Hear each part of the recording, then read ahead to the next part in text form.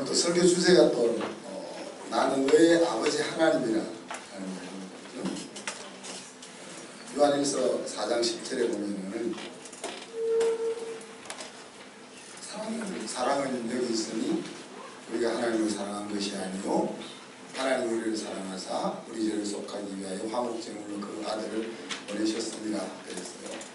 사랑은 아래에서 올라갈 수 없고 위로부터 오는 것이다 하는 것을 특별히 이제 어버이 주일날 때 느끼게 되죠. 위로부터 오는 그 사랑을 경험하고 깨달은 후에 또 위로의 사랑을 우리가 하게 되는 것이죠. 하나님이 만약 먼저 우리를 찾아오시지 않았다면, 하나님이 먼저 우리를 사랑하시지 않았다면 우리가 먼저 하나님을 찾아갈 수 없고 우리가 먼저 하나님을 사랑할 수 없다 하는 이야기입니다. 그런데 이 하나님께서 우리로 하여금 당신을 찾아오게 하기 위해서 사용하는 것이 있다고 했죠. 우리가 다 싫어하는 거, 그 곤광이라는 것을 하나님이 사용하십니다. 그래서 우리의 필요 때문에 하나님 앞으로 나아오게 되는 것인데, 우리의 필요 때문에 하나님 앞에 나와서 오는 그것을 말해서 우리는 종교심이라 그렇게 부르죠. 그리고 다르게는 율법으로 하나님을 만나는 것이다 그렇게 부릅니다. 그렇게 종교심을 가지고 율법으로 하나님을 만나다가 하나님을 알게 되면 비로소 신앙으로 나아간다 그렇게 말합니다. 신앙으로 나아간다는 것은 율법적인 관계로 들어선다는 것을 의미합니다.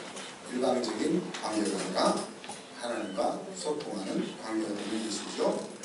이 관계를 통해서 우리 하나님이 이끌고 사는 목적지는 뭐라고 했습니까? 샬롬이라 그렇게 되겠습니다.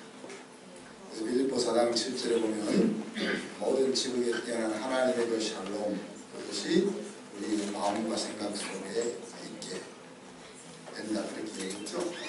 근데 지난주에 이 목적지에 이르기 위해서 우리의 삶 가운데 끊임없이 밀려오는 염려와 근심, 탐심, 그것이 어디에서 출발하기 때문에 있는지, 내가 안고 있는 그 고통, 필요, 그런 것들이 무엇인지, 그리고 그것이 해결되면 정말 나에게 샬롬이 있을 것인지 하는 것에 대한 본질적인 이슈를 우리가 찾아보아야 된다 그랬습니다. 그래서 여러분 스스로가 사실 성령의 도우심을 통해서 찾는 겁니다. 우리 유튜브 박사가 이야기하기를 내가 치료하면은 완치할 수 있지만 질병을 의사가 치료하면은 질병은 절대 완치되지 않는다. 그 말을 좀 마음속에 좀 새겨 보십시오. 목사님이 여러분에게 순장이 여러분에게 신앙을 지도하면 항상 따라가야만 하는 신앙이 되지만 여러분이 스스로 하나님 앞으로 나아가면 온전한 신앙에 이룰 수 있다 하는 것입니다. 저는 어디까지나 여러분의 도움이고 여러분이 직접 성령을 통해서 그 하나님을 만나야 되는 거죠. 어렵죠? 안 어려운 건 우리 성도들. 부모학교에서는 다 어렵다고 그러더라고요. 이런 내용이 사실 대학원 과정에 속한 내용이기 때문에 어렵습니다. 네? 어렵지만 또 제가 쉽게 할 수 있는 역량이 없으니까 소화될 때까지 해서 연습 문제를 풀게 됩니다. 그래서 양육반에서 또 순모임에서 또 설교 말씀 중에서 신방이나 또 개인적인 만남 가운데서 문제를 하나하나 풀다 보면 그것이 이해될 날이 있을 줄은 있습니다. 오늘 읽었던 본문 말씀은 하나님께서 시내산에서 모세에게 이스라엘 백성들을 줄 10계명에 대한 내용 중에 한 부분만 읽었습니다. 자, 출애굽기 라인을 펼쳐놓으십시오. 저렇게 19장을 펼쳐놓으십시오.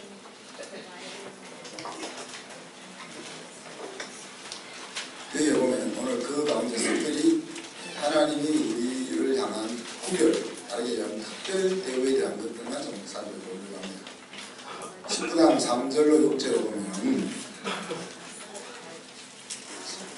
보시면 하나님이 뭐라고 했습니까?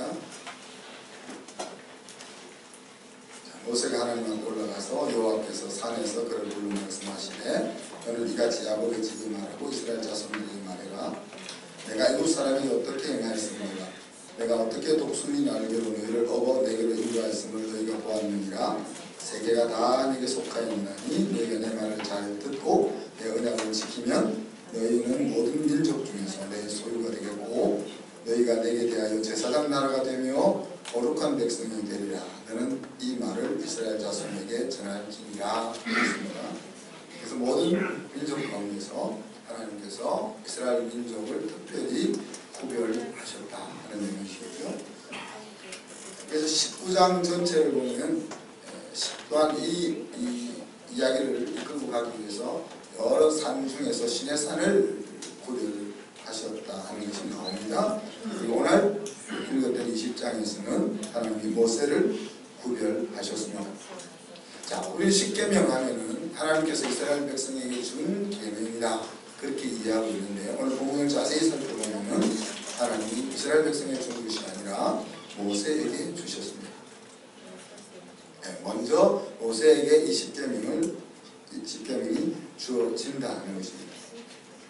그래서 20장에 나오는 내용은 다 유가 복수가 아니고 단수 모세를 가리키는 거예요. 그래서 백성을 신앙으로 이끌어야 할 지도자에게 오늘 하나님이 개인적으로 이야기하시는 거예요. 600만 명의 이스라엘 백성들이 시내산, 시내 광야에 있지만은 하나님 600만 명에게 지금 말하는 것이 아니라 그 가운데서 모세를 뽑아다가 모세에게 개인적으로 이 말씀을 하고 있다. 간단하게 요약하면 뭡니까? 하나님만을 신으로 섬겨라. 자신을 위해서 우상을 만들지 말고 이때 모양이나 흉내도 내지 마라 그랬죠. 또 하나님의 이름을 잘못 사용하지 말고 안식일을 기억해서 거룩하게 구별하여 지키라. 부모를 공경하고 생명을 존중하고 성적인 순결을 존중하고 물질적인 순결, 도둑질 하지 말고 마음의 순결, 거짓 증거하지 말고 이웃집을 탐내는 욕심으로부터의 순결을 지켜라 하는 것이 이 10가지 내용이 오늘 모세에게 하나님이 하시는 개인적인 말씀이라는 얘기죠. 그리고 이 하나님의 일꾼에게 개인적으로 주시는 이 삶의 그 신앙의 정신이 바로 십계명입니다. 그리고 21장부터 쭉 가서 하나님이 하시는 것이 뭡니까? 모세에게 백성들에게 세울 구체적인 법규들을 가르치게 하십니다. 10가지 하나님의 자녀의 삶의 원리를 모세에게 주시고 그 원리를 600만 명의 백성들에게 어떻게 가르칠 것이냐 하는 내용들이 이제 이어진다는 거예요. 신명기 6장 쇠마의 구조도 같은 구조죠. 먼저 부모가 말씀을 배우고 하나님을 경외하는 자리에 나아가서 그 다음에 자기의 자녀들이 배울 수 있도록 가르쳐라 하는 구조가 주어지고 있습니다. 바울도 동일하게 지도자가 가르침의 모델이 되어야 한다 하는 것을 친히 보여주면서 가르쳤다. 그래서 구약부터 신약까지 예수님에 이르기까지 모든 하나님의 지도자들이 가지고 있는 이 구조가 이런 구조다. 이것은 오늘날 교육학에서 아주 가장 파워풀하고 효과적인 방법으로 이해되고 있는 거죠. 하나님께서는 그 가운데서 7째 날을 구별하셨다고 했죠. 그래서 안식일이라 그렇게 불렀습니다. 그런데 이 안식일은 그냥 안식일이라 부르지 않고 내 하나님의 안식일 그렇게 불렀습니다. 그러니까 다른 날들과 구별해서 사용하라는 게 아니고 이 날을 어떻게 구별할 것이냐. 그것은 우리가 하나님이 그 날을 어떻게 사용하셨는지를 보면 구별하는 것이 어떤 것인지를 알 수가 있습니다. 하나님은 6일 동안 온 세상을 만드신 다음에 쉬셨다 그러죠. 그래서 쉽게 이야기하면 하나님 안에서 쉰다 하는 것이 안식의 의미죠. 쉬셨다는 것이 그냥 거질러서 누워서 잠을 잤다 그런 건 아닙니다. 누워서 하루 종일 텔레비만 보면서 쉬었다 이런 것이 아니라는 거예요. 쉰다는 것은 어떤 말일까요? 단어적으로는 일상적으로 하던 일을 멈춘다는 의미죠. 6일 동안 하나님이 온 우주 만물을 만드시던 그 일을 멈췄다는 거예요. 멈추고 다른 일을 하신다는 이야기거든요. 멈추시고 하나님이 하신 일이 뭐예요? 멈추시고 하나님이 하신 일이 네? 멈추시고 안 가봐서 작품을 감상하시죠. 하나님이 만드신 온 우주 만물과 그 우주 만물 속에 있는 사람을 감상하십니다. 자기의 작품을, 자기가 만든 작품을 감상하시는 겁니다. 자, 그럼 예수님이 안식일에 무엇을 하셨는가 하면 더 구체적으로 분명해질 수 있겠죠? 예수님이 안식일 하신 일은 뭡니까? 한마디로 이야기하면 사람을 얽매이고 있는 모든 것을 자유케 하는 일을 안식일 하셨습니다. 일부러 평일날 고칠 수 있는 것도 욕을 먹어가면서 안식일날 치유하셨고, 일부러 안식일날 귀신을 쫓으셨고, 안식일날 고통당하고 있는 백성들을 회복시켰습니다. 그뿐 아니라 회당에 가서 하나님을 경배하고 말씀을 가르치는 일들을 안식일에 하셨죠. 자, 그러면 1세기 교회 성도들은 뭘 하셨을까? 우리는 이렇게 누구를 통해서 들어서 아는 이야기고, 그냥 예수님과 같이 살던 그 성도들은 안식일에 뭘 하셨을까? 그건 이제 안식일이 바뀌어서 주일이 되잖아요. 그렇게 이야기하면 예수님이 부활하신 날 초대교회 성도들은 함께 모여서 뭘 하셨을까? 부활하신 예수님을 기념했잖아요.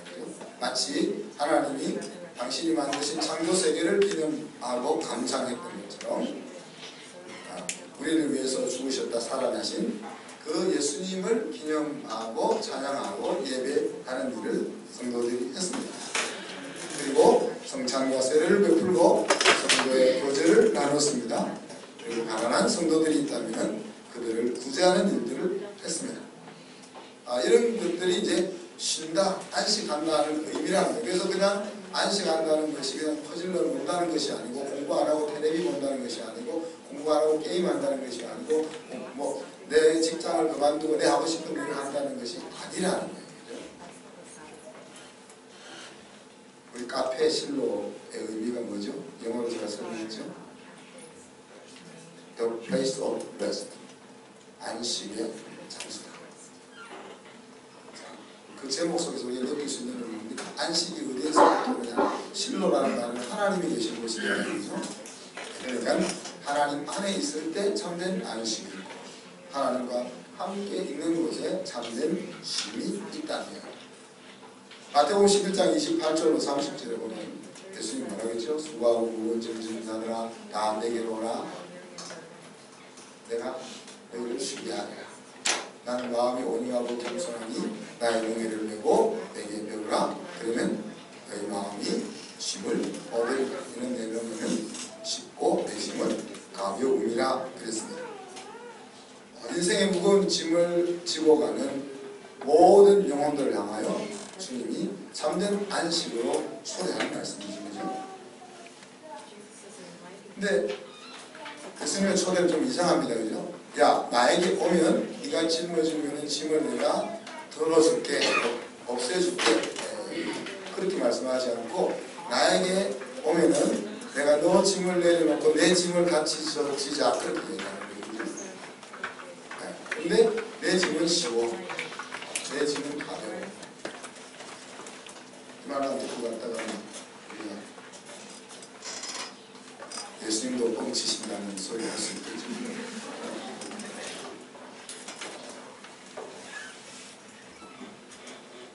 예수님과 함께 짐을 지고 사는 법을 배우면서 그 속에서 쉼이 있다는 겁니다. 그 속에 쉼이 있다는 겁니다.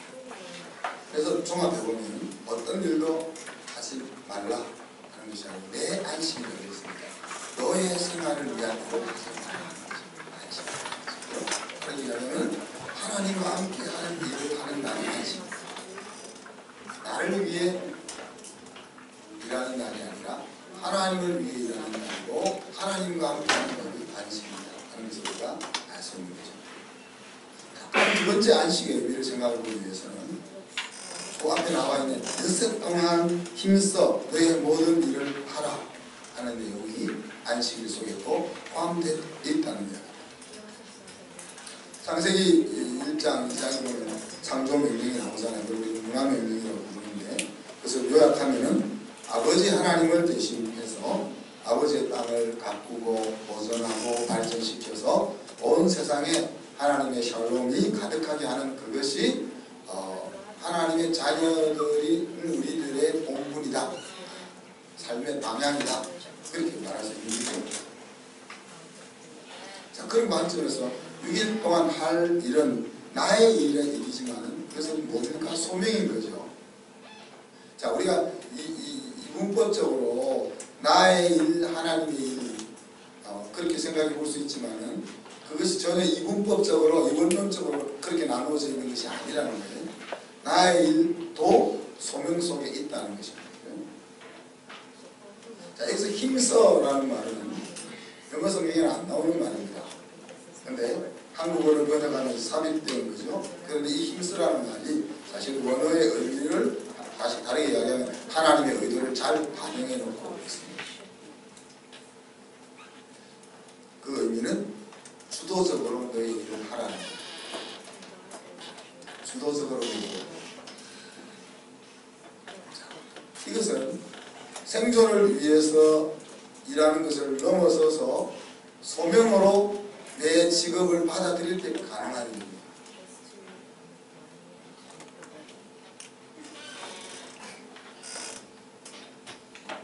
여러분 특별한 그 감정이 있는 사람 말고는 어떤 그 직장에 CEO가 되지 않죠. 그렇지 않습니까? 그러니까 CEO가 될 그런 성향을 가진 사람이 따로 있습니다. 소수죠, 소수죠. 그런데 그럼 CEO가 안 될 사람은 그럼 어떻게 살아야 되는가요? CEO는 밤낮으로 주도적으로 일하죠. 그렇잖아요. 마치 그 선한 목자와 싹구 목자, 그러니까 하여된 목자와 주인인 목동과 일하는 태도가 다른 것처럼. 근데 이제 우리가 90%가 아니라 아마 99%가 이 1%나 CEO의 역량 그런 자질을 가지고 나머지 99%는 다 CEO가 아닌 삶을 살아가도록 만들어져 있는데, 그럼 CEO가 아닌 삶을 살면서 주도적으로 살아야 된다는 이야기입니다. 저는 이제 그렇게 이제 우리 장로님이 저보다 한참 더 사셨지만 60을 넘어가니까 그렇게 보여요. 무슨 말인가 하면 될 사람 안 될 사람이 보인다. 행복할 수 있는 사람, 저렇게 계속 가면 행복 안 할 사람, 성공할 수 있는 사람, 성공 못할 사람이 보인다는 이야기예요. 다르게 이야기하면 나에게 주어진 일을 주도적으로 주인처럼 하는 사람은 언젠가는 성공할 수 있는 사람이에요. 그런데 나는 내가 가게의 주인이 되었을 때 그렇게 할 거야. 내가 사장이 되었을 때 그렇게 할 거야. 내가 그런 책임자가 되었을 때 그렇게 할 거야 라고 생각하는 사람은 그 자리에 못 가요. 그래서 이 주도적으로 예를 들어서 힘써 6일 동안 일하라는 것이 얼마나 깊은 내용이 있는지를 생각해야 되는 거예요. 나에게 주어진 예수님도 그래서 작은 일에 충성할 때 내가 큰 것을 맡긴다 그랬잖아요. 오늘 청소를 하나를 할 때 어떤 자세를 가지고 하는, 제가 이런 것 때문에 열이 나요. 열을 아직도 더 컸다는 거예요. 오늘 봉주영제가 특성할 때는 열보다 아버지의 마음이 더 많이 들어오는 것 같아요. 아버지의 마음이 많이. 아버지는 자녀들이 막 속썩이고 자녀들이 사고쳐도 그걸 열내는 것이 아니고, 아버지보다 할아버지의 마음을 열내는 것이 아니고 척은히 여기고 내가 어떻게 하면 저것을 바로잡아줄까, 어떻게 하면 회복시켜줄까, 저러면 안 되는데 이런 마음이 드는 거거든요.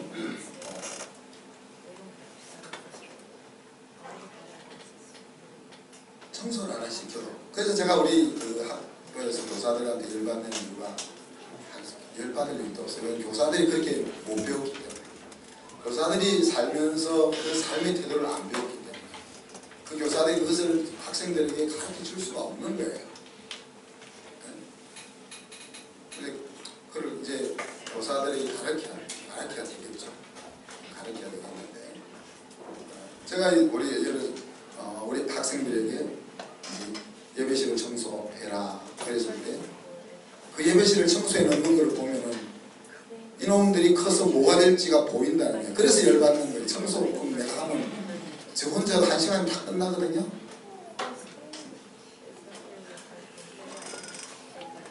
근데 저렇게 살아가지고는 인생이 안 될 텐데 이게 보이니까 제가 열이 나는 거예요. 그 열 안 나는 경지까지 가야 되는데 아직 그 경지는 안 돼요. 그래서 지금 힘써 6일 동안 일하러 하는데 지금 저와 여러분에게 주어져 있는 그 일이 어떤 것일지는 모르지만 또 이것이 내가 하고 싶지 않은 것일 수도 있고 내가 하고 싶은 것은 다른 것일 수도 있고 그럴지는 모르지만 그것을 주인처럼 일하는 그 자세가 있어요. 그것이 6일을 7일째를 거룩하게 지킨 구별되어서 사는 속에 그 내용이 들어있다는 거예요.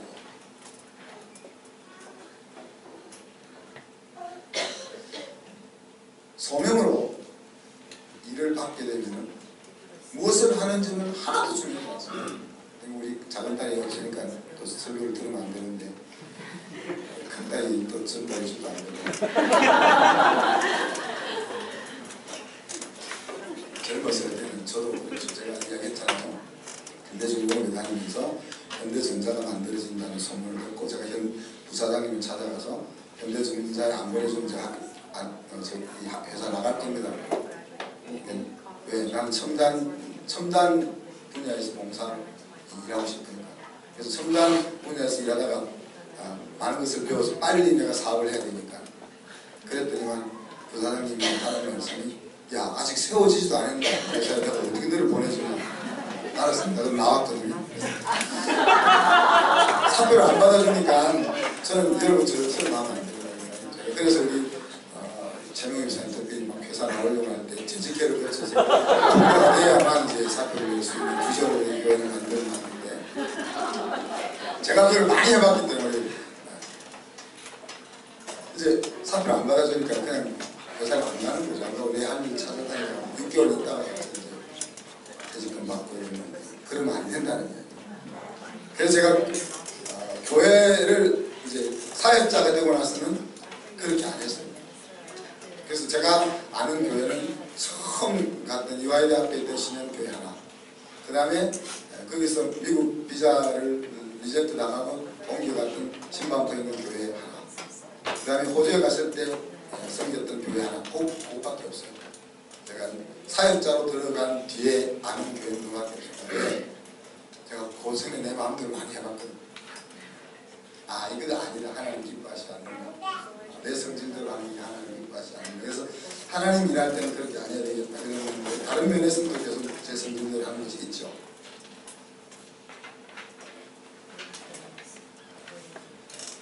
저희 작은 딸이 얘기하라 그러면 그러니까 우리 작은 딸이 계속 고민하는 거죠. 자기가 하고 싶은 거를 찾아가지고 계속 고민하는 고민도 도움이 되겠지만 그 고민하는 거 하나도 못하는 거예요. 소명으로 받고 나면은 내 전공, 내 하고 싶은 거, 내 하기 싫은 게 아무 문제가 안 되는 거야. 네. 근데 그것이 되기 전까지는 꼭 내가 해야 되는, 내가 좋아하는 이것만 해야 될 것 같으니까 그렇게 많이 하십시오. 그렇다는 거예요. 빨리 기다릴수록 마음이 덜 힘든 거죠.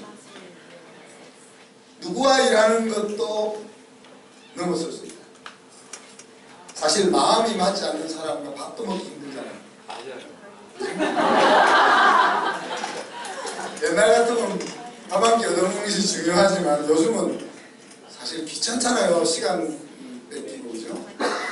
그래서 식탁을 같이 한다는 건 굉장히 마음이 통한다는 이야기인데, 마음이 안 통하는 사람하고는 밥 먹기도 싫어요. 근데 뜻이 다른 사람과 일하는 것은 엄청 스트레스를 받는 일이잖아요. 저도 그런 일을 지금 겪고 있거든요. 그죠? 저 때문에 스트레스 받는 사람도 있을 거 아니에요. 제 마음에 안 들고 제 뜻을 몰라가지고 그 사람 때문에 내가 스트레스를 받고 있는데 저 때문에 스트레스 받는 사람도 있을 거 아니에요. 여러분 스트레스 안 받는 거 아니겠죠? 그런데 하나님은 꼭 그런 환경 속에 저를 있게 하시고 여러분을 있게 하십니다.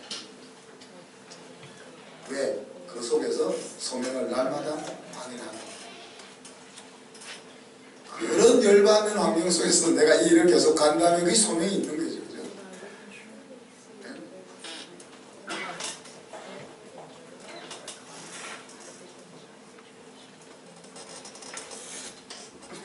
저 사람과 사는 것이 내 소명이야. 우리 집 사람과 사는 것이 내 소명이야. 이렇게 생각해요. 얼마나? 자, 그 오늘날은 5일 노동 시스템이 바뀌었고 어떻게 적용해야 될까요? 5일 적용 시스템. 토요일을 어떻게 사용할 거냐? 특별히 가정을 위해서, 자기 개발을 위해서 사용해야 한다는 거예요. 그죠? 놀러 다니는 일로 사용하지 마라.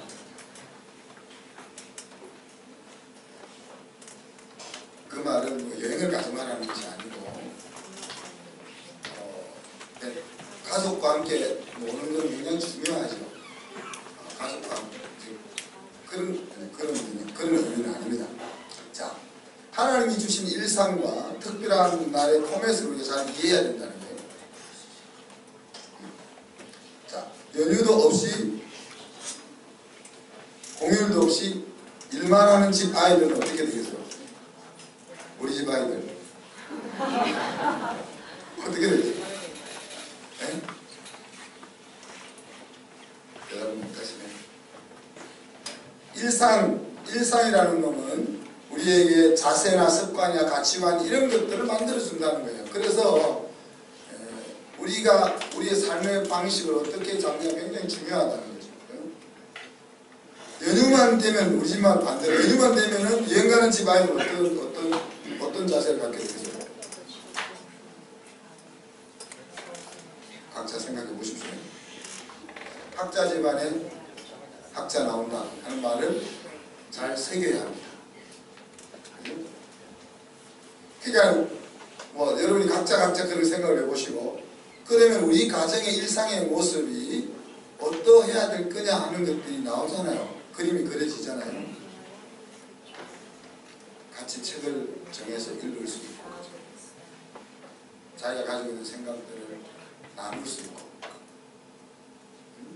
하나님이 함께 행하셨던 일들을 나누기도 하고 다른 사람을 섬기는 일도 함께 하고 운동도 같이 하고 또 저렇게 취미활동도 같이 하고 또 영화도 가끔 보고 가끔 놀러도 가고 이런 일상의 모습을 우리 가정 속에서 만들어야 된다. 그 일상 속에서 뭐가 아까 얘기했지만 삶의 자세와 가치관 이런 것들이 습관들이 형성됩니다. 저는 이런 생각이 문득 들었습니다. 말씀드리면 하나님은 요즘 뭐 하실까? 요즘 뭐 하실까? 6일 동안 장주하시고 7일째 쉬셨는데 요즘 월요일부터 토요일까지 하나님 뭐 하실까? 네? 뭐 하실까요? 뒤지다 야 우리가 저질러 놓은 일을 뒤지다 해가지고 그럼 일주일날 하나님 뭐 하실까? 예배 받으시고 좀 엉뚱한 생각이지만 주일날 하나님이 세상 속에 있는 곳에는 일 안 하시는 것 같아요. 여기 계시니까 물론 하나님은 영적으로 여기도 계시고 세상에도 계시고 동시에 다 하실 수 있지만 조금 우리가 적용을 위해서 생각해보자면 극단적인 생각을 해보자면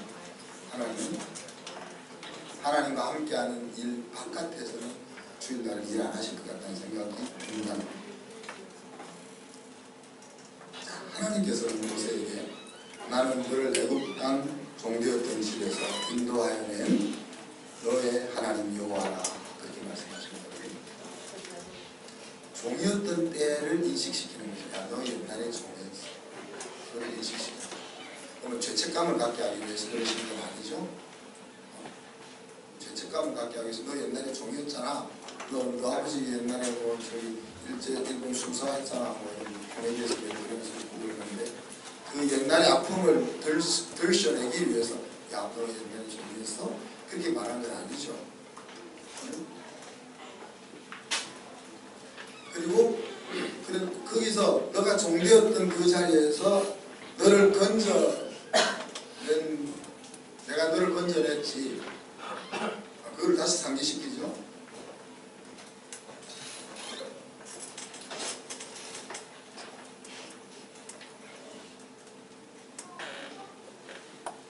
우리가 하나님 밖에 있을 때 내가 어떤 존재였는지 하고 거기서 하나님이 나를 어떻게 건져내셨는지 하는 그 경험, 그리고 그렇게 건져내시면 나를 부르시는 하나님의 음성을 듣는 이런 것들이 우리에게 필요하다.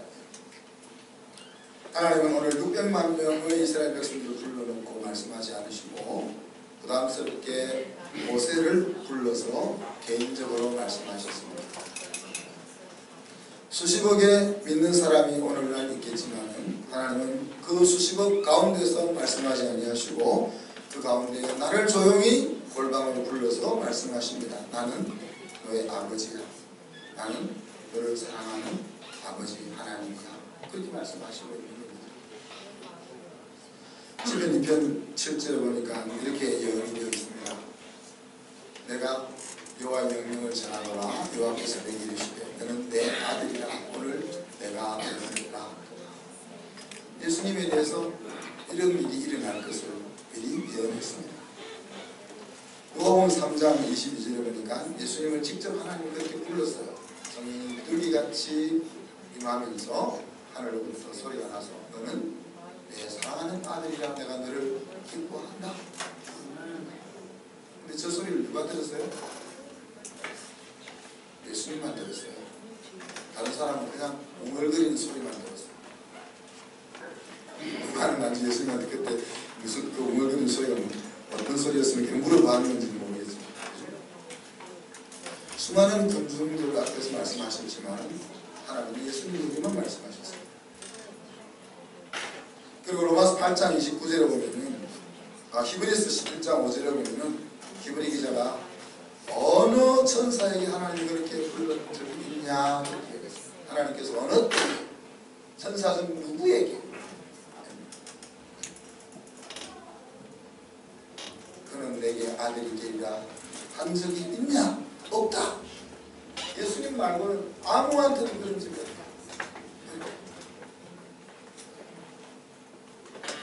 그런데 사도 바울은 로마서에서 하나님께서 그 예수님을 맏아들이 되게 하셨다라고 말하죠.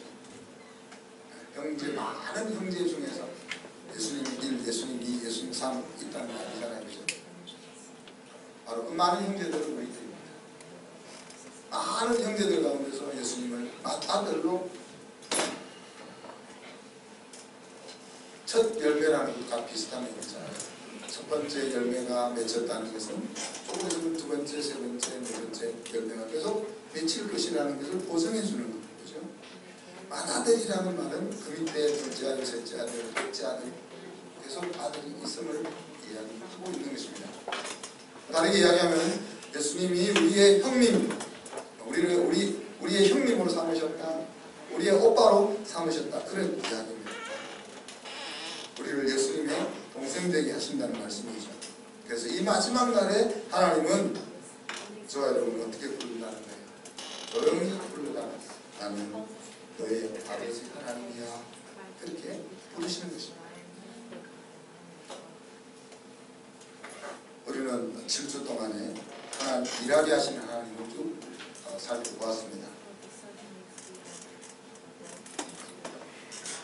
일하게 하기 위해서 하나님 우리에게 사명을 주시기도 하고 또 아들과 함께 아들을 통해 자기를 세상에 나타내겠다는 뜻을 알려주시기도 하고 하나님이 그 아들에게 필요한 것을 주기 위해서 심는 법을 가르치고 또 우리가 심고자 마음을 먹으면 심을 수 있는 힘과 능력을 주시는 그런 하나님을 우리가 쭉 살펴보았습니다. 왜? 저와 여러분들 아버지 아들로 제가 이제 아들로라고 말할 때 그 속에 딸도 다 포함되어 있는 겁니다. 오해하지 마시고 아버지의 아들로 살게 이끄시는 그 하나님을 일하시는 하나님 속에서 만난다는 이야기죠. 아들에게는 아버지의 권세가 주어집니다. 아버지의 모든 것을 사용할 수 있는 역량이 주어집니다.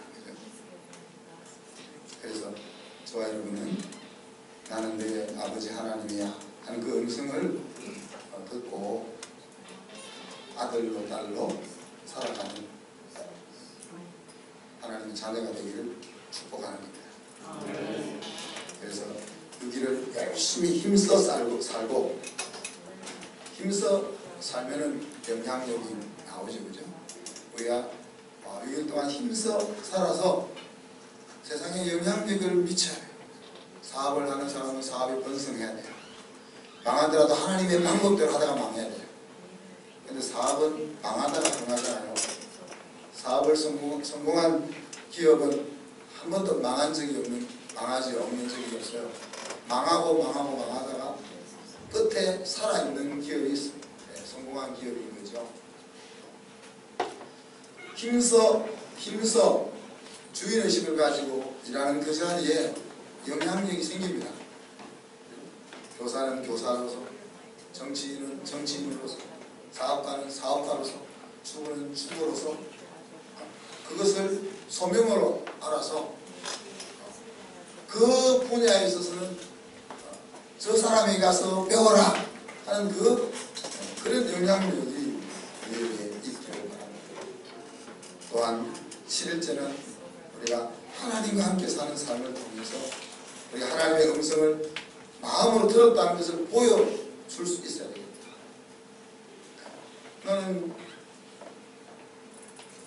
나는 너의 사랑하는 아버지라, 나는 너의 사랑하는 아버지 하나님이라는 것을 들으면은 7일째를 구별해서 쓰는 거죠. 7일째를 구별해서 쓰는 것을 통해서 내가 그 음성을 들었다는 것이 확인되는 것입니다.